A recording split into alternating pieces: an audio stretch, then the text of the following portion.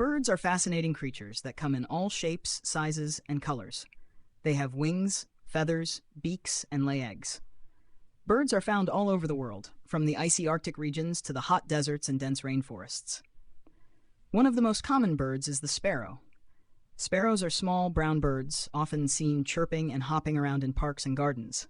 They build nests in trees or bushes and eat seeds, insects, and crumbs. Another well-known bird is the eagle. Eagles are large, powerful birds of prey with sharp beaks and talons. They are known for their keen eyesight and soaring flights high in the sky. Eagles build large nests called eyries in tall trees or cliffs. Hummingbirds are tiny, colorful birds known for their rapid wing beats and ability to hover in midair. They are attracted to bright flowers and feed on nectar using their long, slender bills.